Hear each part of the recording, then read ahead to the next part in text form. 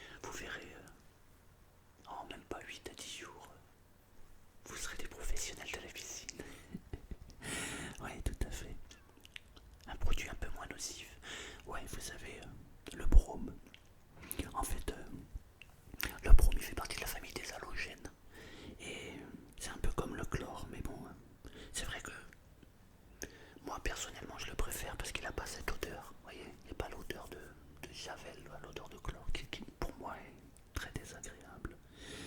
Et c'est un produit désinfectant comme le chlore. Il est oxydant et puis c'est un produit anti-algues aussi.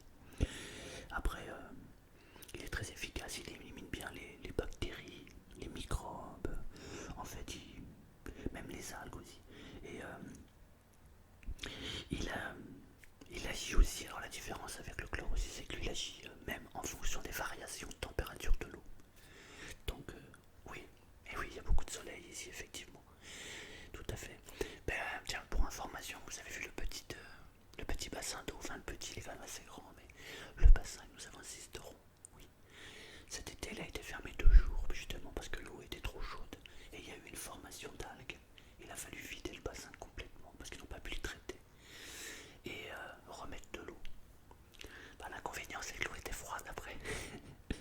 Donc, ouais, la température, ça joue énormément. Donc, il faut vraiment bien vérifier et faire un bon dosage. Alors que voilà, le brome, lui, s'adapte à différentes températures. Donc, c'est vrai que c'est un bon produit. Et par contre, encore une fois, son efficacité profonde, elle dépend du pH de l'eau. Donc, il faut tout le temps, dans tous les cas, vérifier. Ça doit être supérieur à 7, quoi qu'il arrive. Et c'est entre 7 et 7,8 le pH. Alors que pour comme je vous l'ai dit tout à l'heure, pour le chlore, c'est entre 7 et 7,4. Donc c'est un peu plus puissant. Et l'inconvénient, je dirais que l'inconvénient, c'est le prix. Ouais, parce qu'il est un peu plus cher que le. Ouais, 2 fois et demi, oui, oui, effectivement, oui, non, c'est bien plus cher. Et puis autre chose, c'est que si vous voulez utiliser le brome, il vous faut investir dans un brominateur pour diffuser en fait le brome dans la piscine. Donc il y a un double investissement en fait, il y a le produit plus le diffuseur. En fait, c'est un diffuseur, c'est comme une pompe tout simplement. Alors, en fait, c'est une pompe qui dose la brome et qui envoie dans l'eau. Et c'est vrai qu'il vous faut ça, quoi, obligatoirement. Sinon, ça n'a pas d'efficacité. Ouais, tout simplement. Euh, Après, il vous faut aussi éventuellement un traitement anti-algues, qui est aussi c'est important parce que ça vient très vite en fait. Quand on fait pas très attention, en fait, on a des petites pérosités qui viennent au début comme ça. Oui, c'est vert, oui, tout à fait. Ah, mais je vois que vous êtes connaisseur en fait. Vous aviez déjà une piscine auparavant, d'accord. Mais pas ce type-là. Pourquoi? C'était quoi la différence? D'accord. Vous aviez une coque, d'accord. Et là, d'accord. Elle est en béton, d'accord. Il n'y a pas trop de différence. Il y a une différence dans le bassin en lui-même. Mais je dirais que dans le traitement, à partir du moment où vous avez une pompe et des filtres, ça reste la même chose. Vous avez un filtre, vous avez regardé le filtre, c'est un filtre quoi? Un sable? Oui, d'accord. D'accord. Euh, Vous avez peut-être envisagé de nettoyer le filtre, oui. Ouais, c'est la première chose à faire en fait, tout à fait. Avant de mettre tous les produits qui sont ici à votre disposition. Nettoyez d'abord le filtre, oui, tout à fait. Et vous savez, il existe plusieurs types d'algues, mais il y a certains produits anti-algues qui permettent de lutter contre tous. Donc, vous voyez, par exemple, les produits qui sont devant là, c'est pour toutes sortes d'algues, alors que les produits qui sont légèrement sur la droite, c'est vraiment spécifique à certaines algues ou certaines, voilà. Moi, je vous conseillerais de prendre plutôt ce genre de produit parce que c'est adaptable à une grande partie des algues, alors que là, il va falloir être bien spécifique. Et je ne suis pas expert au point de vous dire quel type d'algue vous avez dans votre bassin. Vous non plus. Alors, vous embêtez pas, prenez plutôt ce genre de produit, ça sera plus facile. Oui, tout à fait. Et en fait, les algues, en fait, elles arrivent, c'est plus la température est élevée, plus l'eau va chauffer. Et là, plus on a un risque d'avoir des algues. Oui, c'est très désagréable. Ah oui, c'est même déconseillé de se baigner dedans. Oui, vous pouvez choper des trucs pas très bons pour la santé. Oui, tout à fait. Bah, allez, allez, oui, verte, bah oui, oui, c'est ça. Bah là, vous en avez, bien sûr. Mais après, c'est tout à fait normal. Votre piscine, en fait, comme elle est restée fermée pendant tout l'hiver, c'est normal hein, que vous ayez des. Vous savez, on peut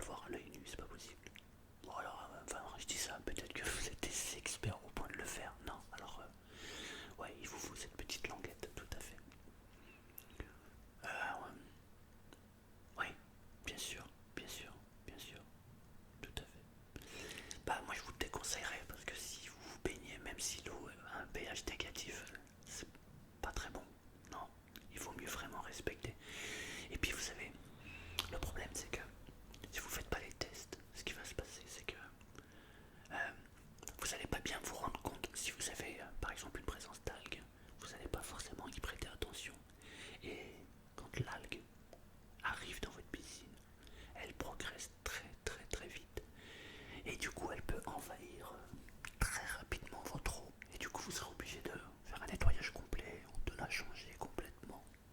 Donc bon, pour éviter ça, ouais, il vaut mieux prendre les petites languettes. Ouais, vous faites ça, bah l'idéal en fait, quand, dans la période là, c'est tous les jours. Vous plantez et vous regardez. Après, ça veut pas dire que vous allez faire un entretien tous les jours.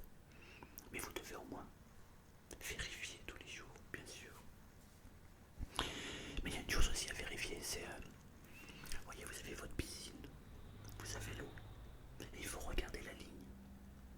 Il faut bien faire attention que le niveau d'eau ne baisse pas trop. Avec les chaleurs que nous avons ici, ça a tendance à absorber l'eau. Donc, il vous faut rajouter de l'eau un petit peu pour que le niveau soit supérieur. Ou tout à fait, sinon vous allez endommager toute la motorisation, exactement. Tout à fait. Et il y a beaucoup de présence de microbes et aussi quelques algues qui viennent sur cette ligne d'eau. Donc il faut bien la nettoyer. Oui. Vous avez remarqué cette petite... Oui, d'accord. Bah voilà, c'est ça, tout à fait. Donc dans ce cas-là, il vous faut prendre soit la brosse qui est ici, et vous faut frotter. C'est pas pratique, oui. Non, j'y viendrai pas. Non, je le fais pas. C'est gentil de m'inviter, mais non. Après, si vous voulez pas vous embêter, vous savez, vous pouvez acheter, voyez le robot qui est là. Oui, c'est un robot qui est super efficace. Il nettoie dans le fond du bassin, mais il peut aussi nettoyer la ligne d'horizon. Donc, il s'occupe de tout. Ouais, non, vaut mieux le mettre quand vous vous baignez pas, ouais, tout à fait. C'est efficace, hein, c'est extrêmement efficace, oui, tout à fait. Après, je pense que c'est un bon rapport qualité-prix car ça vous laisse une liberté, quoi. Vous n'allez pas aller vous embêter à aller nettoyer la piscine. Il le fait pour vous. Hein. Vous voulez la même chose pour la cuisine? Non, on ne fait pas encore. Peut-être que ça viendra, mais pas encore. Euh, et aussi, le filtre de la piscine, vous l'avez changé, vous avez, il est propre. Vous avez regardé? Ouais, bon, alors ça va. Parce que ça, c'est pareil. Il ne faut pas hésiter à démonter, nettoyer le filtre, parce que sinon, en fait, il faut le faire assez souvent si vous voulez, parce que vous savez, les cheveux, il peut y avoir une feuille, ça va rentrer dans le filtre et ça peut bloquer le processus, donc il faut bien penser à le nettoyer et le changer, voilà, quand on peut, quoi, ouais, tout à fait. Et vous êtes à quoi? Ah oui, vous m'avez dit filtre à sable, d'accord. Oui, non, parce qu'il en existe plusieurs. Il y a des filtres à cartouches, c'est, vous connaissez, oui, voilà, exactement. Exact, oui, tout à fait. C'est comme pour la voiture, tout à fait. C'est comme pour le filtre à air, voilà, c'est un filtre, effectivement. Voilà, c'est ça. Vous avez tout compris, vous connaissez. Après, il y a des filtres à diatomée, les filtres jetables, mais bon, si vous êtes au sable, c'est parfait. Et du coup, voilà, on a fait le tour de tous les produits, il me semble. Vous n'avez plus qu'à